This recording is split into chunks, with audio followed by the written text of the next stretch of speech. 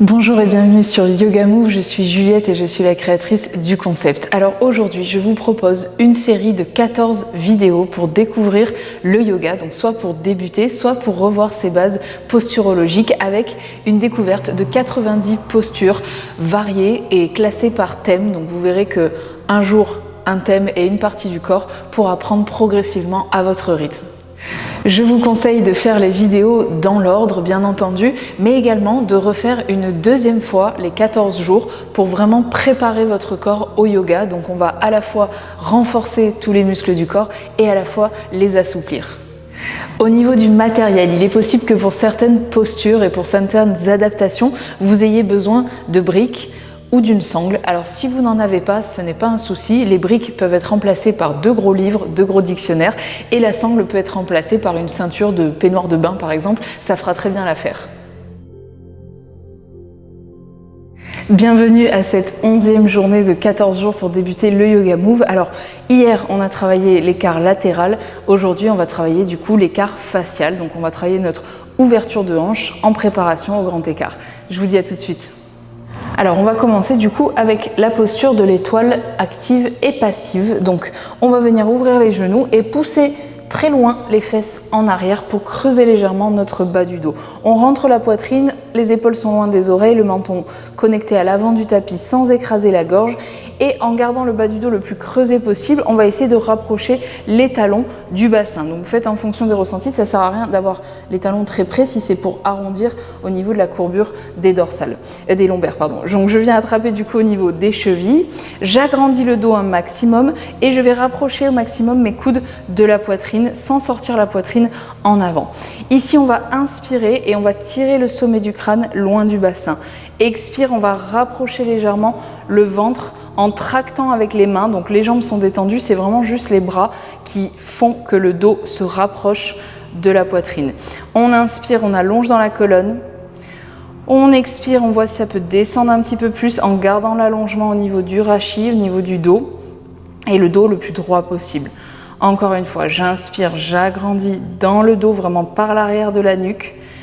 Et expire, je vois si ça peut descendre un petit peu plus en gardant les coudes bien près de la cage thoracique. Et sur une dernière expiration, je peux venir avancer mes mains à l'avant de mes pieds. Je relâche les bras, je relâche la tête et je laisse tomber complètement le poids du haut du corps vers le sol. Donc là, j'ai plus aucune tension musculaire, je suis plus dans la résistance ni la contraction. Je suis complètement détendue, comme si j'étais un pantin désarticulé. Aucune tension dans la nuque. J'inspire et je sens qu'à chaque expiration, parce que j'accepte de me détendre, le poids du crâne se fait de plus en plus lourd et descend naturellement vers les pieds. Laissez les jambes aussi tranquilles, les genoux vont s'ouvrir tranquillement, on prépare l'ouverture de hanche, on inspire profondément et sur une expiration, on va venir dérouler vertèbre après vertèbre pour revenir les épaules et la tête en dernier dans notre axe. Ok, pour la deuxième posture, donc on va passer du coup à une posture, une variante du bébé heureux. Donc je vais venir m'allonger dans le sol, j'allonge mon dos, j'agrandis toujours ma nuque en faisant attention à ne pas écraser ma gorge et je vais venir soulever les genoux et tendre les 2 jambes en écart facial. Alors ici, si vous sentez que vous avez les pieds qui sont un peu trop vers l'avant et que du coup ça vous fait décoller le bas du dos et ça vous oblige à forcer avec le bassin, avec les abdos, vous allez pouvoir mettre éventuellement les mains sous les fesses ou bien les poings. Pour ceux qui ont des briques, vous pouvez même mettre une brique directement sous le sacrum. Ça vous permettra d'avoir les pieds alignés au niveau du bassin. Donc vous faites en fonction de vos ressentis. Hop, et ça vous permettra donc de rétroverser et de moins forcer avec le centre du corps. Ok, donc sinon on est parti ici. On inspire bien profondément. Les mains, vous pouvez les relâcher à côté de vous. Les 2 jambes par contre sont tendues en dehors, donc on essaye de monter les talons vers le plafond un maximum pour pivoter la tête de fémur, donc l'os de la hanche dans les 2 hanches. On inspire, on tire les pieds loin du bassin, donc vous imaginez vraiment les orteils qui tirent loin des hanches pour agrandir vos jambes.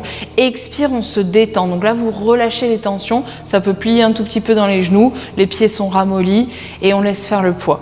Encore une fois, j'inspire, je tire les pieds loin du bassin, j'agrandis mes jambes.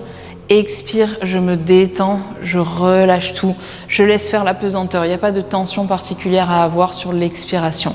Une dernière fois, j'inspire, je pointe les pieds et je tire les orteils loin de mes hanches. J'essaye d'agrandir mes jambes. Expire, je me détends, je relâche complètement, donc sans rien faire de particulier. Ok, et je vais venir donc refermer tranquillement les deux genoux, attraper les genoux avec les mains et faire un petit mouvement de bascule pour revenir m'asseoir du coup sur les fesses.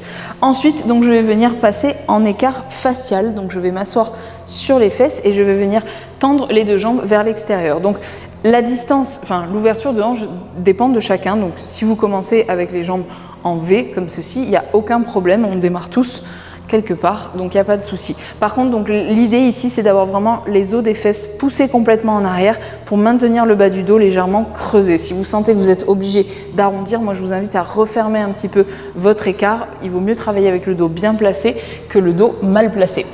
Et on va venir placer 2 briques ou 2 livres, ça fera l'affaire, à côté des fesses et des cuisses, donc vraiment entre les fesses et les cuisses. Je vais venir poser mes 2 mains du coup sur les briques et je vais avancer le bassin jusqu'à ce que je sente que ça commence à tirer un petit peu là dans les adducteurs. Donc essayez de commencer avant que ça tire, quitte à reculer un petit peu.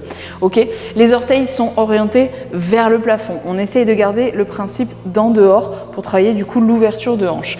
Les mains sont placées sur les briques à l'arrière et sur une inspiration, je vais venir pousser les mains dans le sol, ça va me faire décoller le bassin, le dos est bien droit, les bras tendus, je flexe les pieds à fond et je vais serrer très très fort les 2 fesses, serrer le périnée et les abdos. Inspirez profondément sur une expiration, je vais redéposer en douceur le bassin dans le sol, je vais rien faire pendant 5 secondes, je vais laisser faire un petit peu le temps et ensuite je vais venir placer une main à l'avant, une main à l'arrière et je vais essayer de voir si je peux avancer un petit peu plus mon bassin mais tout doucement sans emporter les talons. Donc l'idée c'est que les talons restent fixés là où on a commencé l'exercice et que ça soit que le bassin au fur et à mesure qui avance. Sinon il n'y a pas grand intérêt, il n'y aura pas de gain d'amplitude articulaire. Ok, on va refaire ça. Donc vous recollez vos briques au niveau des fesses et des cuisses. J'inspire, je flexe les 2 pieds, je pousse le sol pour venir monter les fesses un petit peu plus haut que le tapis. Je verrouille les muscles fessiers, verrouille le périnée, engage les abdos, serre les cuisses. Inspire sur une expiration, je redépose tout doucement et là je me relâche. Donc je détends les pieds, les jambes, je garde juste le dos bien droit. Et j'avance une main à l'avant, une main à l'arrière et tout doucement, je vais avancer légèrement le bassin en vérifiant que les talons ne suivent pas. Et une dernière fois, on fait ça. Inspire, je flexe les 2 pieds, je pousse les mains dans le sol, j'agrandis le dos, je verrouille le périnée, je verrouille les muscles fessiers, les cuisses. Sur une expiration, je me détends, je laisse faire le poids, j'attends quelques secondes, je place une main à l'avant, une main à l'arrière et je vois si je peux avancer une dernière fois de quelques millimètres. Ok, et on n'y reste pas, du coup, on va venir refermer tranquillement les 2 jambes, donc sans se faire mal. Et on peut relâcher, du coup enlever nos 2 briques du sol. Voilà pour le stretch actif, du coup pour le grand écart. Maintenant on va passer à 3 postures de gainage. Donc on va venir se relever et on va venir placer les pieds ouverts, donc vers l'extérieur, les orteils ouverts. Alors faites attention à ne pas trop forcer votre en dehors, sinon les genoux vont rentrer vers l'intérieur. Donc mieux vaut un en dehors dans une légère diagonale pour pouvoir garder les rotules dans l'axe. Vous allez tout de suite presser sur les tranches extérieures de vos pieds, ça vous aidera à garder encore une fois les rotules au bon endroit.